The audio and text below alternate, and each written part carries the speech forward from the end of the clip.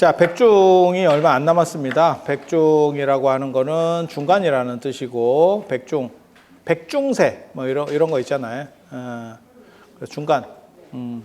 왜 7이 중간이냐? 7월 보름이잖아요. 7월 보름.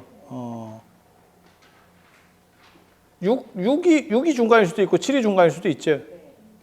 12니까. 12달이니까, 중간하면. 근데 홀수에 대한 선호가 있기 때문에 7을 중간으로 보는 거고, 그 다음에 11호다가 안 하고 10으로만 끊을 때도 있어요. 그래서 10으로만 끊어버리면 5가 중간이죠.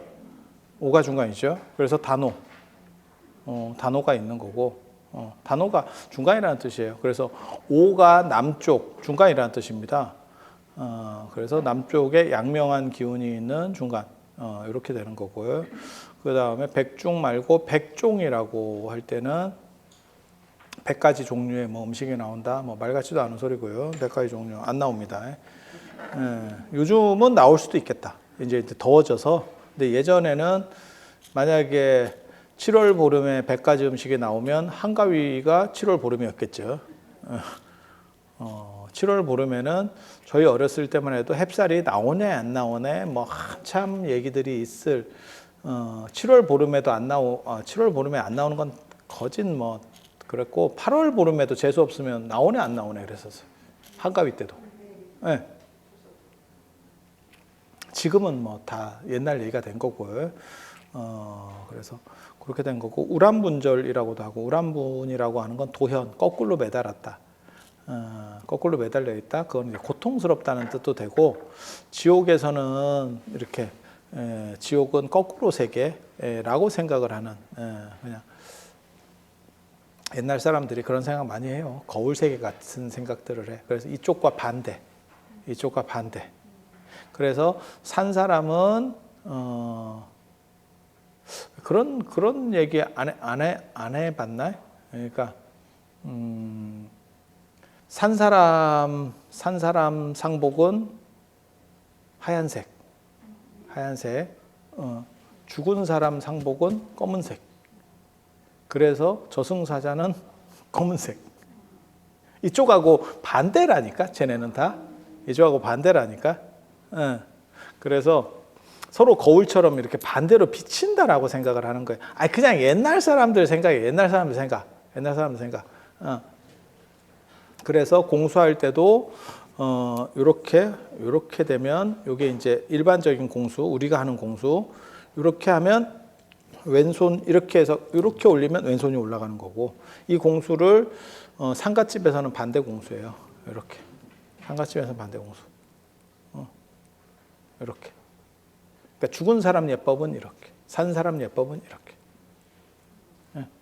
절할 때도 원래 절은 이렇게 하는 거예요. 불교에서 절하듯이 손을 벌리는 거예요. 왜냐하면 이마가 다 바닥에 닿아야 됐기 때문에.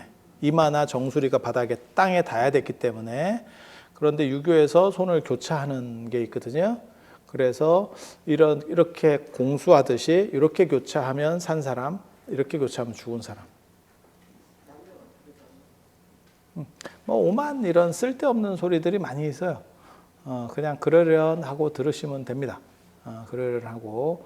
그러니까 인간은 자기가 경험한 걸 가지고 상상하기 때문에 사후세계도 특징적으로 막 이렇게 대단하게 창의적인 사후세계가 없어요. 제가 보기에는. 마치 외계인이 뭘 대단한 놈이 있는 것처럼 보이지만 다 인간에서 변화하는 정도의 형태죠. 바퀴벌레에서 변화하고 이런 외계인도 있을 수 있지 않을까? 근데 그런 외계인은 없잖아. 그러니까 제가 얘기하잖아. 외계인 중에서 제일 성공한 애가 E.T. 운동 안 해가지고 운동 안 했을 때 어떻게 되는지를 보여주죠. 손발이 가늘고 그 다음에 배가 튀어나오고 E.T. 그리고 또 이제 성공한 애가 누가 있냐면 에일리언. 근데 에일리언도 다 인간 형태를 기본으로 해서 괴물인 겁니다. 프레데터도 있죠. 프레데터 아십니까? 기계화된 사냥 종족, 뭐 프레데터. 여러분 잘 모르시는구나. 이 프레데터하고 에일리언이 우리나라에 엄청난 영향을 줬죠. 현대판 민속놀이라고 불리는 스타크래프트에 들어와 있습니다. 프레데터가 질럿이 프레데터라고 보시면 될 것 같고, 스타크래프트 여러분 여성분들이 잘 모르시는구나. 그다음에 히드라가 에일리언이라고 모델이 그렇게 생각하시면 될 거예요.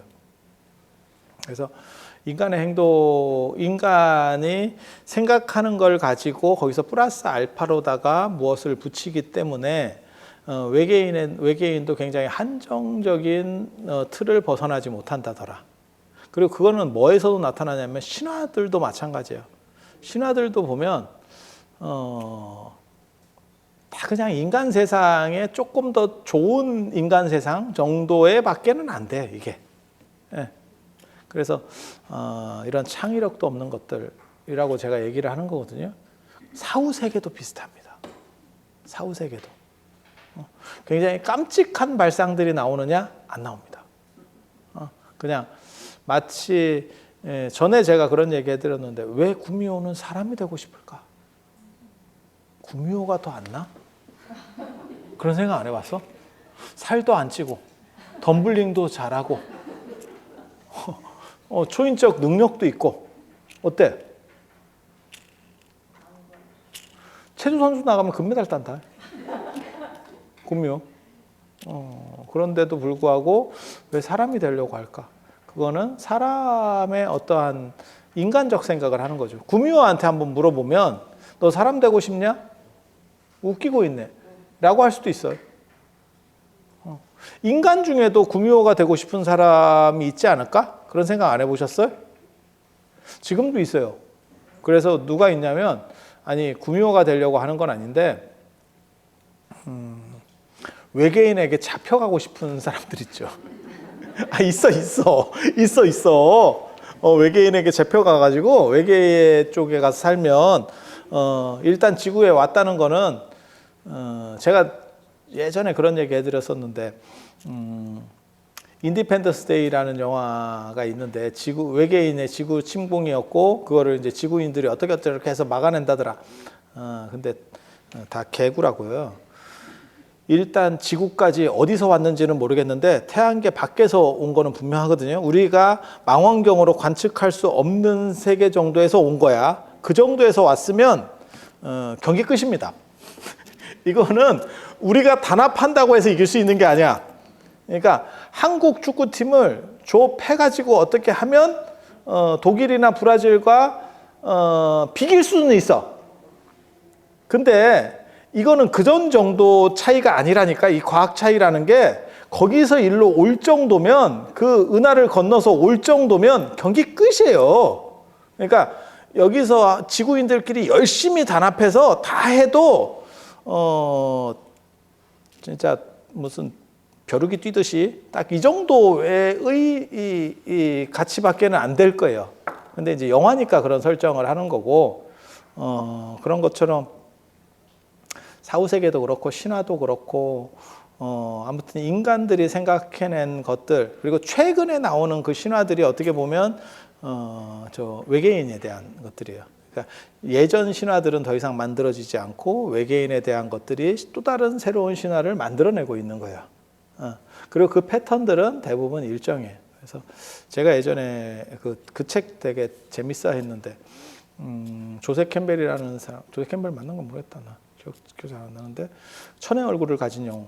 모든 신화에 나오는 영웅들이 실제로는 비슷비슷하더라. 신성한 피를 가지고 나왔고 버려졌고 다시 그걸 극복하고 헤라클레스 뭐 이런 거 생각하시면 돼요. 극복하고 다시 인정받아서 지가 자수성가해서 되돌아갔더니 어우 내 자식. 모세도 마찬가지인 거고. 다 그 구라의 유형으로부터 크게 벗어나 있지 않더라. 한마디로 말해서 이런 창의력 없는 자식들.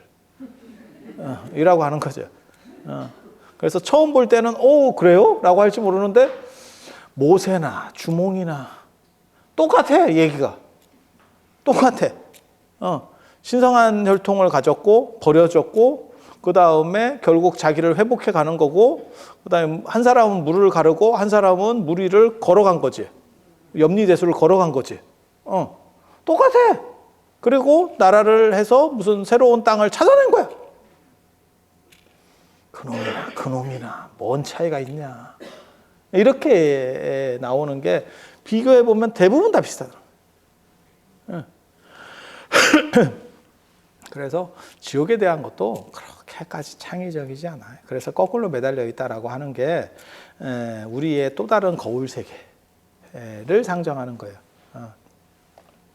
그리고 동아시아에서는 반대 세계. 우리의 거울이 이렇게 비치는 거울이고 저쪽에서는 마치 수평선에 이렇게 이미지 비치면 완전히 이렇게 뒤로 뒤집어지는 상황이 되잖아요. 그런 것처럼 생각하는 거예요. 그래서 그걸 도현, 거꾸로 매달려 있다. 그리고 매달려 있다는 건 고통스럽다. 라는 의미가 돼요. 매달려 있어봐 고통스럽지. 그렇지 않나? 적응되면 괜찮아 그것도. 박쥐는 서 있으면 힘들다. 매달려서 싸고 다 하더라. 그게 그러니까는 그 철저하게 인간적 판단이에요. 매달려 있으면 힘들 거다. 그게 일반적이면 안 힘든 거예요. 그게 일반적이면. 야, 박쥐가 정상으로 해먹 같은 거 놓고 이렇게 있으면 되게 웃길 것 같잖아. 너네 왜 힘들게 다 매달려 있어? 이렇게 하면서. 그래서 그런 거 생각하시면 되고,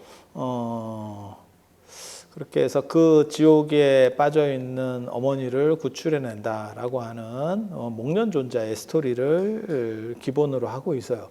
그런데 여기에서 나오는 게 인도는 7대 조상까지를 따져요. 우리는 4대 봉사라고 하거든요. 그러니까는 부모, 조부모, 증조부, 고조부까지. 예. 여기 이제 형고로 이제 5대로 하면 형고를 나는데 형고는 필요가 없어요. 4대까지만 제사를 지내는 거고 그 위에는 이거는 천위니까 위패가 옮겨가는 거니까 이 4대 위에가 되면 합사죠. 합동으로 이제 한 팀으로 하는 거예요. 만약에 이게 이런 식의 문화가 아니면 나중에는 진짜 1년 12달 제사로 꽉 찹니다. 계속 단독으로 해버리면 제사 하다가 죽는 거예요. 그러다 내 제사. 네 제사 하다가 내 제사가 이제 돌아오는 거죠. 그래서 그렇게 4대까지만 하는 거고 이 사조단자라고 해요, 이거를. 그리고 과거 시험 볼 때도 이거를 쓰게 돼 있었죠.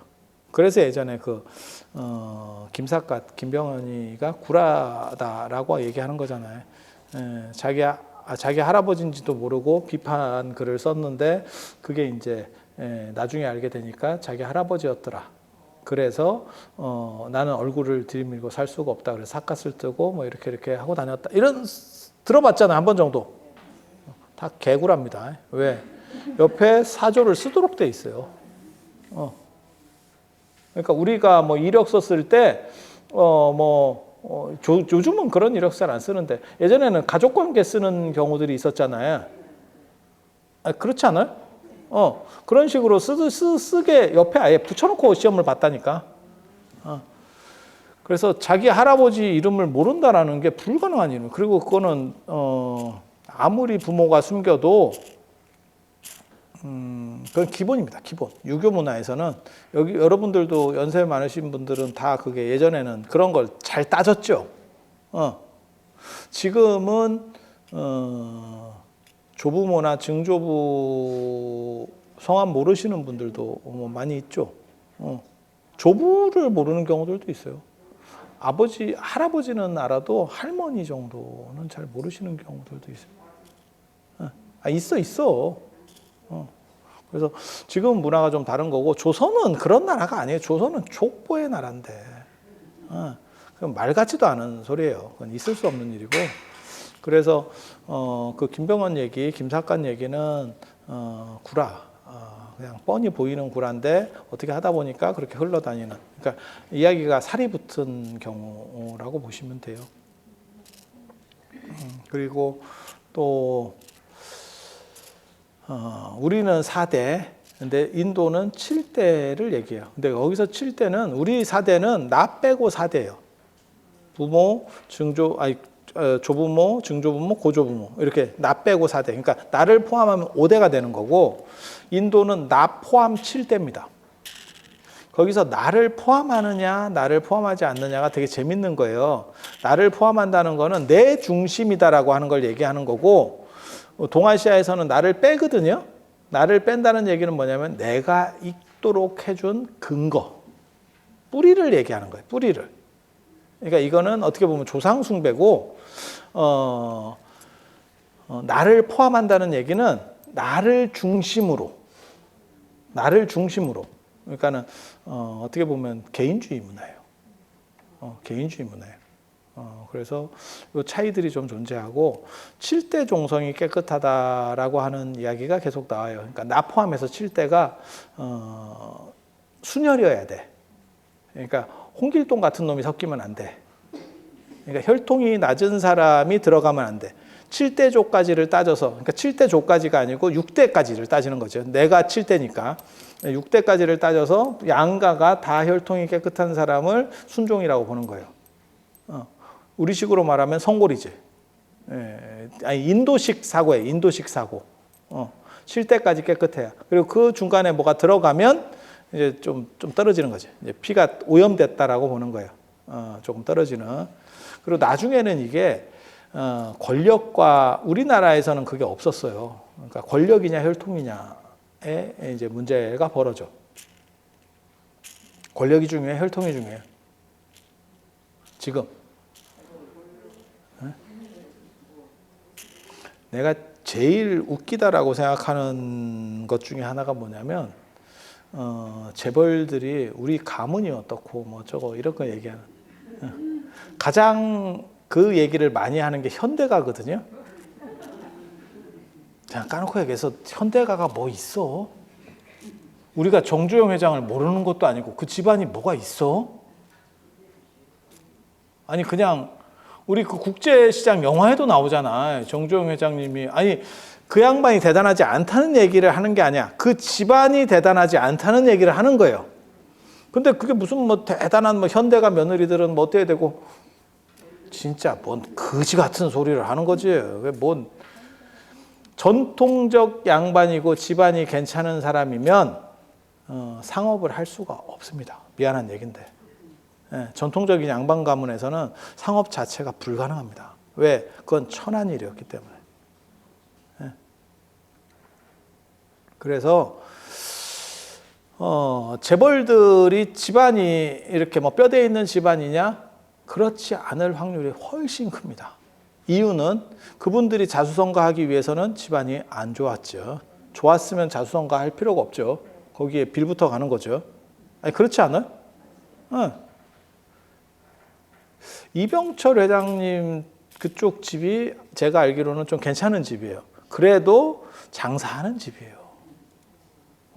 전통적 양반집 아닙니다. 그러니까 형편이 부유했다는 거지 집안 자체가 진짜 뭐 혈통적으로 대단한 집안이냐? 그건 아니에요. 그런 건 아니에요. 그리고 전통적 양반집은 다 몰락했죠. 우리나라에서는 그 이제 격동기를 거치고 사회제도가 바뀐 게 더 치명타였었죠.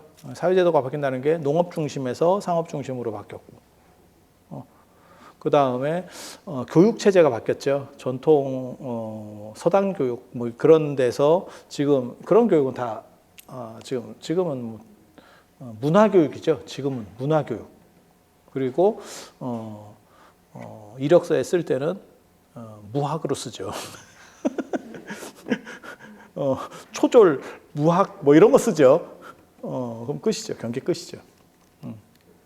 그래서 그 두 가지가 사실은 전통 양반을 완전히 날려버린 거거든요. 그리고 지금 제일 좋은 거는 뭐 정치인도 좋고 다 좋지만 제일 좋은 거는 재벌이죠. 왜? 재벌은 세습되죠. 정치는 세습이 안 되죠. 세습을 하려고 시도들을 여러 번 했었죠. 그게 이제 김영삼 대통령 때도 했었고, 김대중 대통령 때도 했었고, 김대중 대통령 그 국회의원인가도 했었죠. 김홍업인가? 그러다가 나중에 뭐 깜빵 가고 뭐 저거 됐었고, 김영삼 대통령 때는 그 뭐 김현철 씨 또 뭐 이렇게 좀 한때 날렸죠. 어떻게 보면 대를 이어서 성공한 유일한 분이 박정희 박근혜 대통령인데 내려오셨죠. 내려오셨죠.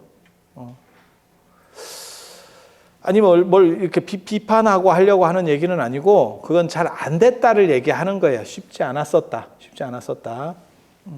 근데 재벌은 계속 상속되고 있죠.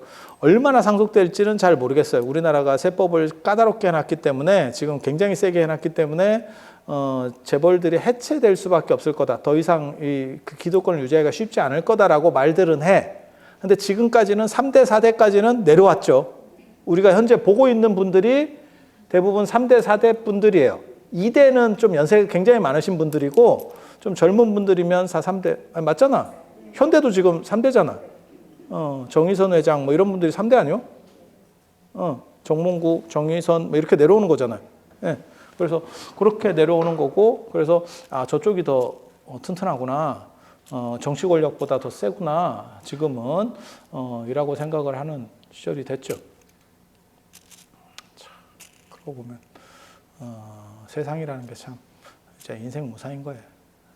이런 세상이 올지 어떻게 알았겠어. 재벌 참. 그런데 예전에는 혈통이라고 하는 것을 중시했고 동아시아 같은 경우는 혈통보다 권력을 중시했어요. 그래서 제가 그런 얘기 하는데 혈통 중시 문화에서는 서양 사람들이 동아시아 사람들을 비판할 때 뭐라고 얘기하냐면 천민을 데려다 왕을 시키는 나라라고 비판을 한다니까. 천민을 데려다가. 그러니까는 우리가 천민을 데려다 왕을 시켰어? 라고 할지 모르지만 장애인 아들 그런 사람을 천민으로 보는 거예요. 그러니까 지금 인도에서 7대가 청정하다라는 개념에서 보면 그런 사람은 완전히 낮은 혈통의 사람이 들어온 거야.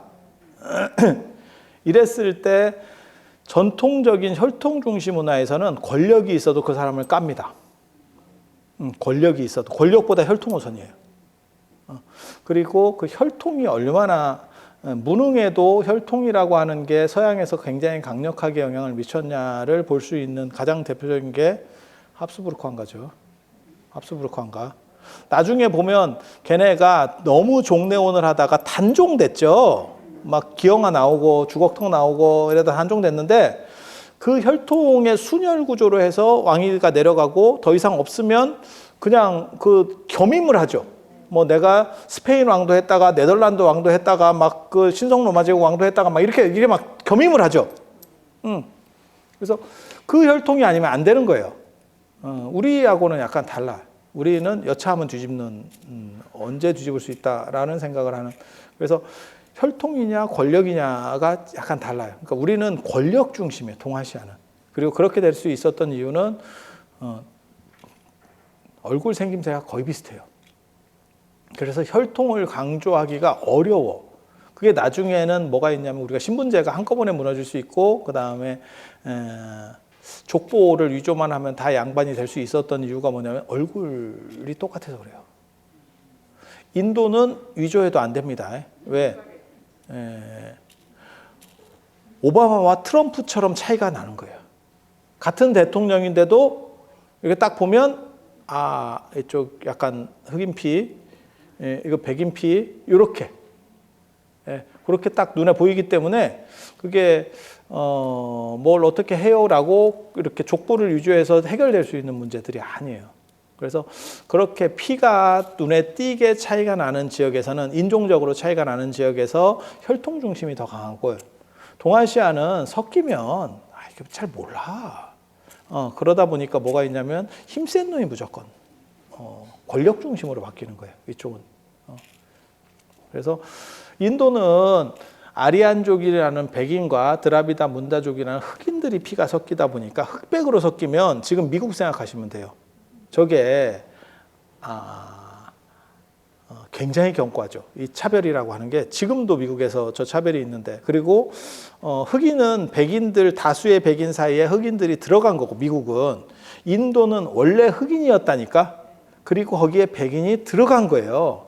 그래서 백인이 소수로서 그 권력들을 장악하고 있는 어디 생각하시면 되냐면 남아프리카 공화국 생각하시면 돼요.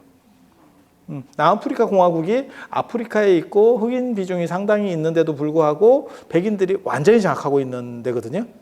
그래서 그렇게 생각하시면 돼요. 그래서 거기에는 이런 쪽으로 이렇게 구조가 만들어지면 혈통이라는 걸 더럽게 강조하게 되는 그런 문화가 나오고 그게 7대까지 순혈이어야 된다라는 이야기가 나오는 거고 그래서 이 7대 조상 강조는 게다가 또 뭐가 있냐면 인도는 7진법을 써서 그래요. 인도에서 썼던 두 가지 진법 체계가 4진법과 7진법.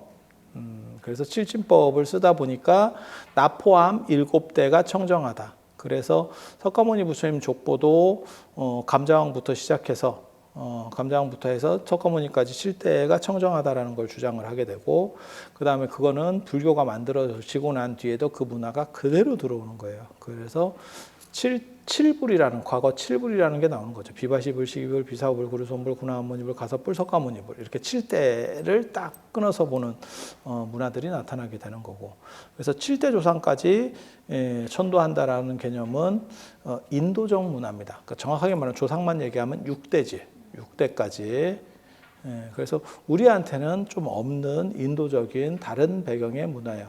그리고 여기에 내가 들어가잖아요. 7대로 내가 들어가잖아요. 우리도 조상을 잘 모시면 후손이 발복한다라는 말이 있는데 인도에서는 뭐라고 나오냐면 조상을 모시면 그 공덕의 7분의 1이 그 조상에게 가고 7분의 6은 나한테 온대. 7분의 6이라고 하는 개념은 이것도 7진법이거든요. 똑같이. 그러니까 뭐 10분의 1도 아니고 7분의 1 계산하기도 어려운데 이게 7진법 문화라서 그런 거예요. 그러니까 조상의 비중은 낮죠. 그러니까 조상을 잘 모셨으면 그러니까 지금 동아시아의 취향 조상 숭배 문화로만 보면 조상을 잘 모시면 후손이 발복한다라고 해도 조상도 좋고 후손이 조상의 가피에 의해서 어떻게 보면 그 음덕에 의해서 이게 발양돼서 좋아지는 거거든요. 그러니까 메인은 조상에 있는 거예요. 그런데 인도 문화는 아까 나를 포함하는 개인성이라고 그랬잖아요. 개인성이 강조된다고 그랬잖아요. 그러니까 무슨 문제가 벌어지냐면 조상에게 잘해도 그것의 본류는 나야. 7분의 6이 나한테 오는 거예요. 그러니까 언뜻 보기에는 둘 다 조상 숭배랑 관련된 문화 구조 아닙니까? 완전히 다르죠. 그러니까 동아시아가 약간 더 조상적이라면 조상에 초점이 맞춰져 있다면 인도는 나 중심이에요. 나 중심. 그래서 제가 7번째 7대 안에 내가 포함된다. 인도 사람들은 그렇게 생각했다라는 게 굉장히 재밌다라고 얘기를 하는 게 그거예요. 결국 나예요. 그래서 조상을 잘 모시려고 하는 것도 우리는 저런 식으로 안 배웠는데 사실은 부모에게 잘하는 거는 무조건적인 거고 그 어른을 존경해서 그러는 거다. 이런 식으로 배웠다면 인도는 어떻게 하는 거냐면 내가 그렇게 했을 때 나에게 떨어지는 콩고물이 많다. 약간 추접은 거지. 근데 한 번만 더 되돌아보면 여러분도 저랑 비슷한 얘기를 할 거예요. 그러니까 예를 들면 부모님에게 잘해주는 거는 내가 인간의 도리로서 부모님에게 해주는 거지 대가를 바라는 건 아니거든요. 그게 정상적인 여러분들 세대에서 받았던 교육이에요. 그리고 부모도 자식에게 잘해주는 것도 똑같은 이유입니다. 그런데 지금 여러분 자녀분이나 손자녀분 같은 경우에는 그 계산이 있죠. 물론 그게 이제 농도가 얼마나 있느냐에 따라서 좀 차이는 있을 수 있겠지만 없을 것 같아요? 조금 있는 거예요. 그리고 아마 세대를 더 내려가면 그 농도가 더 진해질 겁니다. 물론 그렇다고 해서 부모를 존중하지 않느냐? 그건 아닌데 존중하더라도 받을 게 있으면 더 존중하죠. 그렇지 않을까? 그거 재밌어. 유산 받을 게 많으면 엄마가 카톡 보내면 바로 답하죠. 받을 것도 없고 경쟁자도 없고 자식은 나밖에 없다 이러면 쉽죠.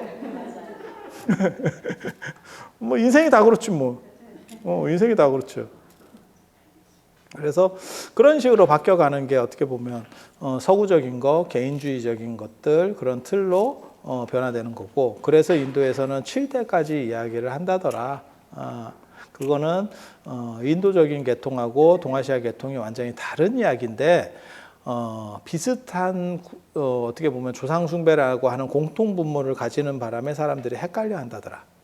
그런데 분명한 거는 우란분절의 특징은 꼭 내 직계 가족이 아니어도 되고 내가 원하는 사람은 다 포함시킬 수 있고 그 다음에 그 대상이 여성이어도 되고 아이여도 되고 그래서 폭 자체가 넓은 관계성을 중심으로 한다더라.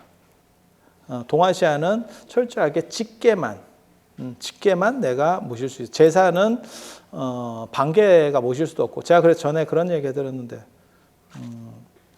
장남이 제사 지낸다고 돈 가지고 갔는데 어른 얘기하는 거예요. 연세 많으신 분. 지금은 뭐 그렇게 주지도 않아.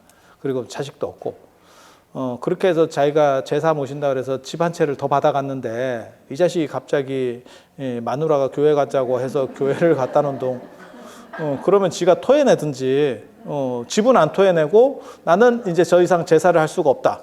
이렇게 이제 버티는 거죠. 그랬을 때 내가 해야 되느냐? 안 해도 됩니다. 차남이 하는 제사는 정이 아니기 때문에 귀신을 제대로 감응시킬 수가 없습니다. 안 해도 됩니다. 그리고 거기서 생기는 모든 문제는 그놈이 받는 겁니다. 내가 그거를 제사를 지내게, 내가 차남인데 제사를 지내게 되면 어떤 문제가 생기냐면 체이부정이거든요. 뭐 같은 몸이기는 한데 정이 아니야. 그러니까 지차라고. 본 가지가 아니라고. 나무로 얘기하면 본 가지가 있고 이렇게 뻗어나가는 가지가 있잖아요. 곁가지라고, 곁가지. 그게 이제 돈 쓰면서 호구 잡히는 가장 대표적인 경우죠. 우리가 그런 거 있잖아요. 한턱 낼 때가 있어. 그렇게 해서 내가 돈을 쓰고 인심을 쓸 때도 있어. 하지만 이거 지금 내가 안 내야 되는데 그냥 내가 한번 내볼까? 이렇게 해서 낼 때도 있어. 그러면 돈 내고 제가 저걸 굳이 왜 사나? 쟤 좀 호구인가? 뭐 이렇게 차남이 지내면 그렇게 되는 거예요. 그러면 내가 안 지내는 게 나는 마음이 너무 불편한데요? 그러면 절로 모시는 게 맞습니다. 절은 관계만 되면 지낼 수 있기 때문에 그냥 절에다가 위탁을 해서 내가 피해버리면 그러면 나는 죄책감도 덜고 내 자식이 굳이 물려받지 않아도 돼. 그런데 만약에 내가 그걸 가지고 와버리면 내 자식에게 또 상속도 해야 되고 내 자식도 곁가지란 말이야. 이게 아무리 제사를 지낸다 그래도 이게 본 가지가 아니야. 그러니까 부모 입장에서는 어떻게 생각하시면 딱 그 얘기가 터지는 거예요. 광해군 사건이 벌어지는 거예요. 왕인데 적자가 아니야. 뭔 뜻인지 아시겠어요? 그게 광해군의 엄청난 스트레스였었고 결국 광해군 정권이 몰락하는 이유이기도 하거든요. 나중에. 그래서 그 문제가 끊임없이 벌어지는 거예요. 그리고 내가 가져왔을 때는 그나마 내가 어떻게라도 처리가 가능한데 내 자식으로 넘어가면 이제는 끝입니다. 그냥 삐뚤어진 상태로 계속 가는 거예요. 야, 이거 굉장히 피곤하지. 이럴 때 나는 끊기 싫고 내 살았을 때까지는 좀 했으면 좋겠다. 내 부모님인데 나는 우리 형이 저따우 행사를 하는 걸 도저히 이해할 수가 없다. 못 참겠다. 절로 하면 똑같은 비슷한 조상 숭배 룰이긴 하지만 룰의 개념 자체가 다르기 때문에 하나는 똑같은 공으로 하는 거라도 하나는 축구고 하나는 야구기 때문에 룰이 다르다니까. 그래서 그걸로 넘겨놨다가 나중에 끊어버리면 그렇게 하면 피하는 방법. 피하는 방법. 동일 룰이 아닙니다. 그래서 오늘 이 정도 백중에 관련해서 못 걷는 이야기 이런 것들은 워낙 많이 하니까 똑같은 얘기 말고 남들에게서 잘 못 들을 만한 이야기 이렇게 해드리는 정도로 해서 마치도록 하겠습니다. 자, 들어서 감사합니다.